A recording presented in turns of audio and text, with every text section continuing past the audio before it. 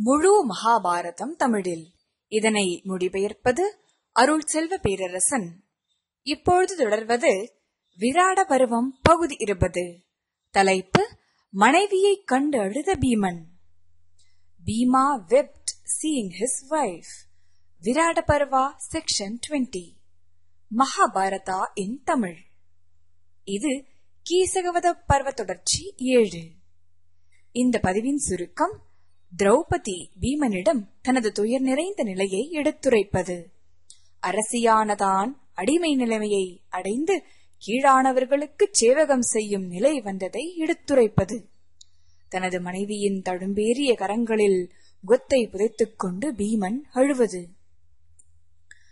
திரௌபதி பீமனிடம் சொன்னாள்: ஐயோ, அந்த வெறிகொண்ட சூதாடியின் யுதிஷ்டரின் நிமித்தமாக சைரந்திரி என்ற ஒரு வேடத்தில் அரண்மனையில் வாழ்ந்து கொண்டு இப்போது சுதேஷ்ணையின் கட்டளைக்கு கீழ் அடிமையாக இருக்கிறேனே. ஓ எதிரிகளை தண்டிப்பவரே பீமரே, ஓர் இளவரசியான நான் இப்போது அடைந்திருக்கும் சோகம் நிறைந்த கசப்பான நிலையை பாரும். குறித்த இந்த காலம் முடிவதை எதிர்பார்த்து நான் வாழ்ந்து வருகிறேன். எனவே அதீத துயரம் என்னுடையதே, எனக்கே. மனிதர்களை பொறுத்தவரை நோக்கம் நிறைவேறுவது வெற்றி தோல்வி ஆகியன தோன்றி மறைவனவாகும், அதாவது நிலையற்றனவாகும்.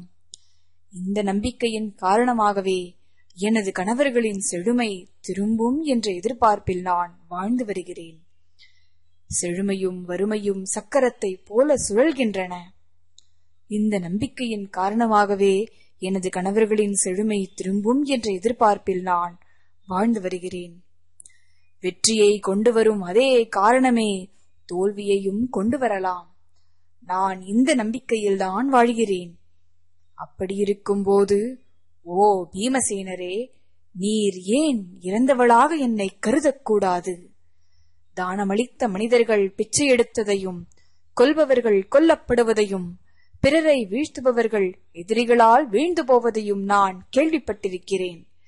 விதிக்கு எதுவும் கடினமானது அல்ல. எவராலும் விதியை வெல்ல முடியாது. இதன் காரணமாகவே நான் சாதகமான நற்பேறு திரும்புவதற்காக காத்துக் கொண்டிருக்கிறேன். காய்ந்த குளம் மீண்டும் நிறையும். எனவே சிறந்த மாற்றத்தை எதிர்பார்த்து செழுமை திரும்பும் என நான் காத்துக் கொண்டிருக்கிறேன். நன்றாக இருக்கும் ஒருவனின் தொழில் கலங்கிப் போவதை, அழிந்து போவதைக் கண்டு வருவதால் எப்போதும் ஒரு விவேகி நற்பேரை மீண்டும் கொண்டு வர போராடக்கூடாது.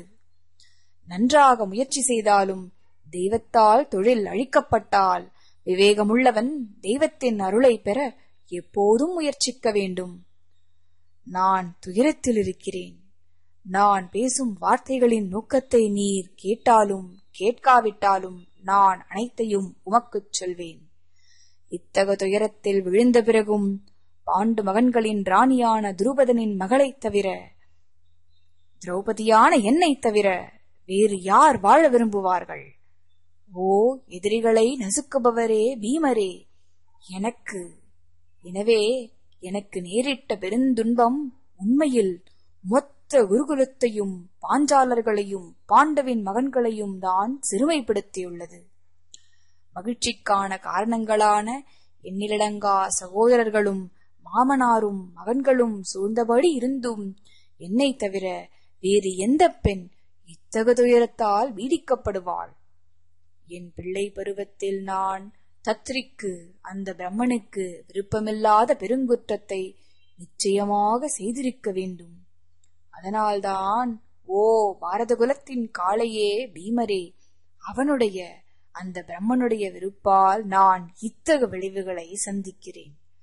ஓ பாண்டுவின் மகனே பீமரே, பெருந்துயரத்தில் கழிக்கப்பட்ட கானக வாழ்வு கூட கொடுக்காத மாற்றமான எனது தோல் நிறமிழப்பை நீர் குறித்துக் கொள்ளும். ஓ பிரதையின் மகனே, குந்தியின் மகனே பீமரே, முன்பு எனது மகிழ்ச்சி எப்படிப்பட்டது என்பதை நீர் அறிவீர். அப்படிப்பட்ட நான் கூட அடிமைத்தனத்தில் இப்போது மூழ்கிவிட்டேன். மிகுந்த மன உளைச்சல் அடைந்திருப்பதால் என்னால் ஓய்வை பெற மன அமைதி காண முடியவில்லை. வலிய கரங்கள் கொண்டவரும் பயங்கர வில்லாளியுமான பிரதையின் மகன் தனஞ்சயர், குந்தியின் மகன் அர்ஜுனர் அணைந்த நெருப்பைப் போல இப்போது வாழ நேர்வதால் இவை அனைத்தும் விதியால் ஏற்பட்டதே என எனக்கு நினைக்கத் தோன்றுகிறது. உண்மையில் ஓ பிரதையின் மகனே, குந்தியின் மகனே பீமரே, இவ்வுலகின் உயிரினங்களின் விதியை மனிதர்கள் புரிந்து கொள்வது இயலாததாகும். எனவே உங்களுடைய இந்த வீழ்ச்சி முன் யோசனையால் தவிர்க்கப்பட முடியாதது என்றே நான் நினைக்கிறேன். ஐயோ, இந்திரர்களை நிகர்த்த உங்கள் அனைவரின் வசதிகளை கவனித்து வந்த கற்புடைய மேன்மையானவளே கூட, திரௌபதியான நானே கூட தன்னை விட என்னை விட தகுதியில் குறைந்தவர்களின் வசதிகளை கவனிக்கும் நிலையை அடைய நேரிட்டதே. ஓ பாண்டவரே, பீமரே, எனது நிலைமையை பாரும். இதற்கு நான் தகுதியானவள் இல்லை. இது எனக்கு தகுந்ததன்று. நீங்கள் உயிரோடு இருந்தாலும் காலம் கொண்டு வந்த தலைகீழ் மாற்றத்தை இதோ பாரும். கடல் நுனி உள்ளவரை உள்ள மொத்த பூமியையும் தனது கட்டுப்பாட்டின் கீழ் வைத்திருந்தவள் சுதேஷ்ணையின் கட்டுப்பாட்டில் அவளுக்கு அஞ்சி இப்போது வாழ்ந்து கொண்டிருக்கிறாள். முன்னும் பின்னும் தொடர்ந்து வரும் பணியாட்களை கொண்டிருந்தவள் ஐயோ இப்போது சுதேஷ்ணைக்கு முன்னும் பின்னும் நடந்து கொண்டிருக்கிறாள். ஓ கௌந்தேயரே, பீமரே, இது தாங்க முடியாத எனது மற்றொரு துயரமாகும். ஓ அதை கேளும், உமக்கு நன்மை விளையட்டும். குந்திக்கு அல்லாது தனது பயன்பாட்டுக்கு கூட வாசனை தைலங்களை அரைக்காதவள் இப்போது பிறருக்காக சந்தனத்தை அரைத்துக் கொண்டிருக்கிறாள். எனது இந்த கரங்களை பாரும், அவை இதற்கு முன்னர் இப்படி இருந்ததில்லை என்று சொல்லியவள் திரௌபதி ஆணிகளால் தன் கரங்களில் ஏற்பட்ட தழும்புகளை காட்டியபடி தொடர்ந்தாள். மத்சயன் பிறரால் அரைக்கப்படும் சந்தனத்தை விரும்புவதில்லை என்பதால் குந்திக்கோ உமக்கோ உமது சகோதரர்களுக்கோ பயப்படாதவள் வாசனை தைலங்களின் தயாரிப்பை குறித்து அந்த மன்னன் விராடன் என்ன சொல்வானோ என்று நினைத்துக் கொண்டே விராடனின் முன்பு அடிமையாக பயத்துடன் இப்போது நின்று கொண்டிருக்கிறாள் என்றாள் திரௌபதி. வைசம்பாயனர் ஜனமேஜயனிடம் தொடர்ந்தார்.